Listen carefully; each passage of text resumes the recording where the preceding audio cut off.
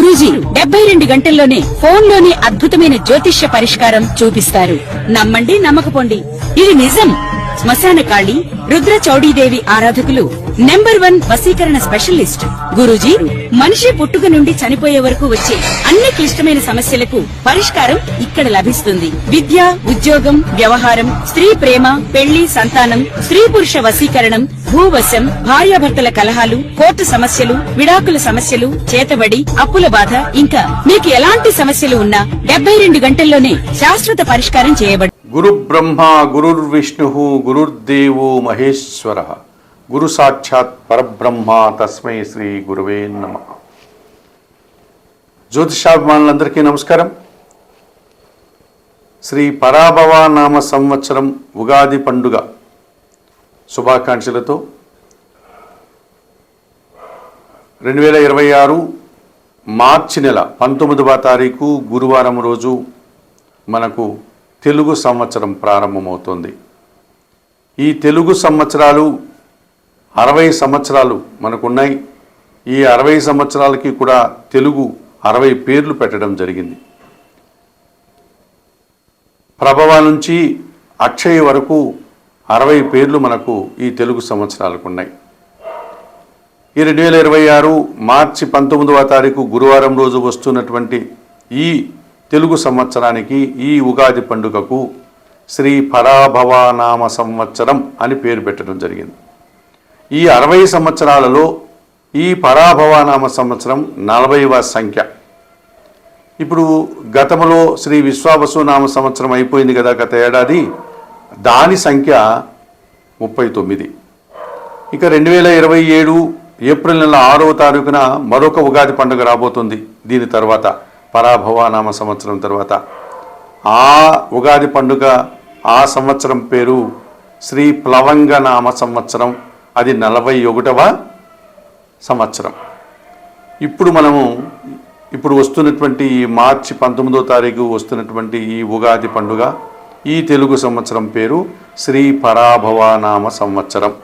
ఈ పరాభవ నామ సంవత్సరం అన్న పదానికి అర్థం ఏంటంటే పెద్ద ఓటమి, పెద్ద అపజయము అని అర్థం.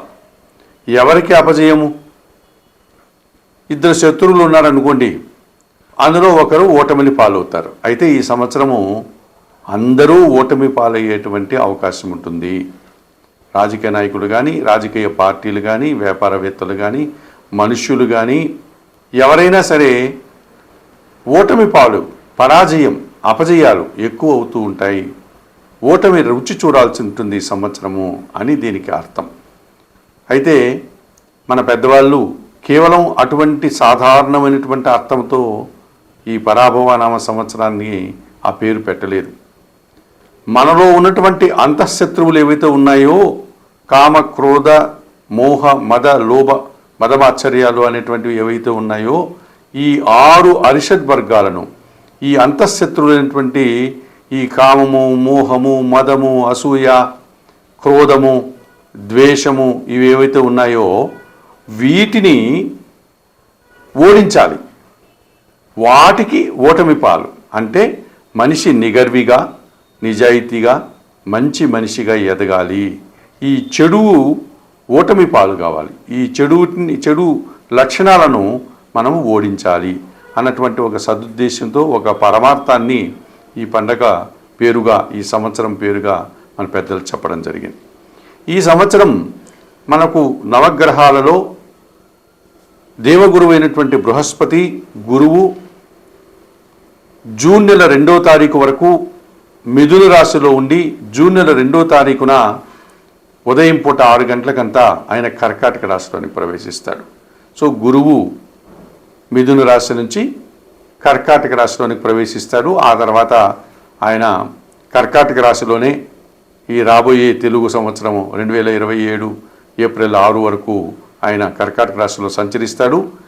నవంబరు, డిసెంబర్ మాసాల్లో ఆయన ముందుకు వెళ్ళి మళ్ళీ తిరిగి కర్కాటక రాశిలోనికి వస్తాడు. ఒక 2 నెలల కాలంలో ఇలాంటి చిన్న మార్పు జరుగుతుంది.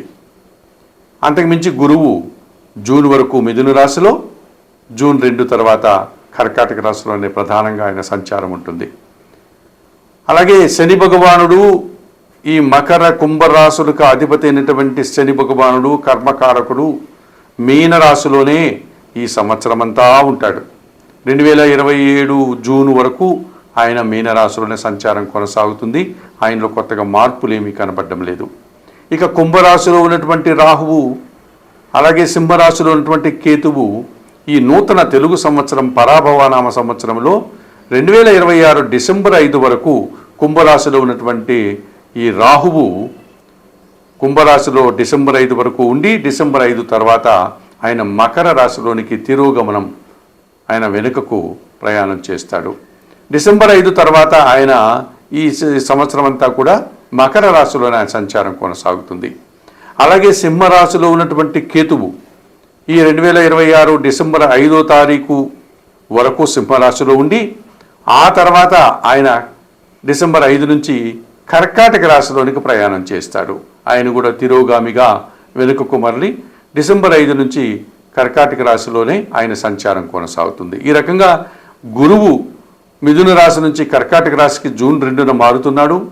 రాహుకేతువులు ఇద్దరు కూడా డిసెంబర్ 5 తర్వాత రాహు కుంభరాశి నుంచి మకర రాశిలోనికి, కేతువు సింహరాశి నుంచి కర్కాటక రాశిలోనికి వెళ్ళేటువంటి ప్రభావం కనిపిస్తుంది. ఇక ఈ సంవత్సరము వర్షాలు బాగా పడుతాయి, పంటలు బాగా పండుతాయి, మంచి వాతావరణం ఉంటుంది. ఇక మనం 12 రాశుల గురించి మాట్లాడుకునేటప్పుడు ముందుగా మేషరాశి వారు.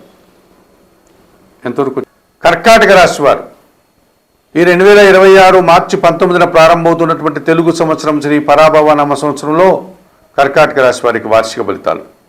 సహజంగా మనం కర్కాటక రాశి గురించి మాట్లాడుకునేటప్పుడు పునర్వసు నక్షత్రం 4వ పాదం అనగా 1 పాదం, పుష్యమి నక్షత్రం 1, 2, 3, 4 పాదాల వారు, ఆశ్లేష నక్షత్రం 1, 2, 3, 4 పాదాల వారు, ఈ మొత్తం 9 నక్షత్ర పాదాల వారిని కర్కాటక రాశి వారిగా మనం పేర్కొంటాం.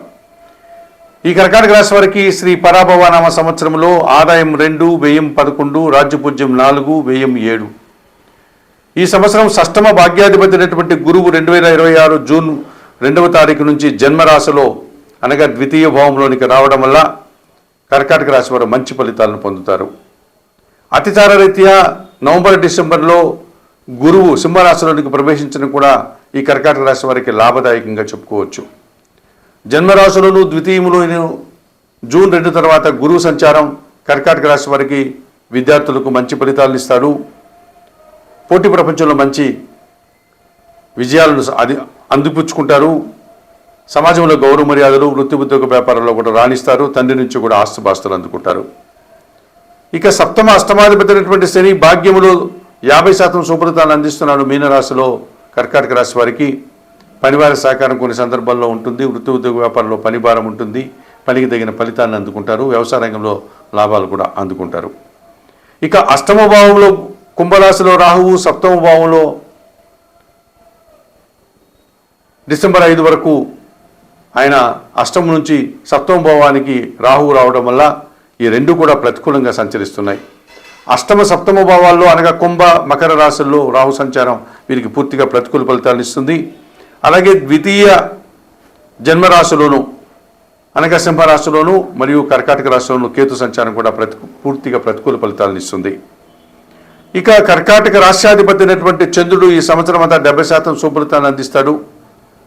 జన్మరాశిలో ఆయన సంచారం కొనసాగినప్పుడు కానీ, తృతీయ భావంలో సంచారం కొనసాగినప్పుడు కానీ, షష్టమ సప్తమ భావాల్లో సంచారం కొనసాగినప్పుడు కానీ, దశమ లాభభావాల్లో సంచారం కొనసాగినప్పుడు కానీ, జన్మరాశుల్లో సంచారం కొనసాగినప్పుడు కానీ చంద్రుడు మంచి ఫలితాలను అందించేటువంటి వాతావరణం ఉంది.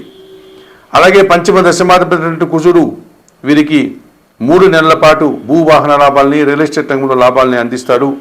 ద్వితీయాధిపతి అయినటువంటి సూర్య భగవానుడు ఈ సంవత్సరంలో వీరికి అధికారుల అండదండలు, ప్రభుత్వం నుంచి సహాయము, తండ్రి నుంచి సహాయాన్ని అందిస్తాడు.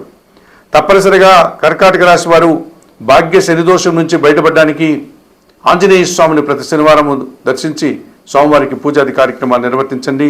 శ్రీకాళహస్తీశ్వర ఆలయానికి వెళ్ళి రావుకేతు పూజలు ఈ సంవత్సరంలో 2 మార్లు చేసుకోవడం వల్ల మీరు ఈ రావుకేతు దోషం నుంచి బయటపడడానికి అవకాశం ఉంటుంది.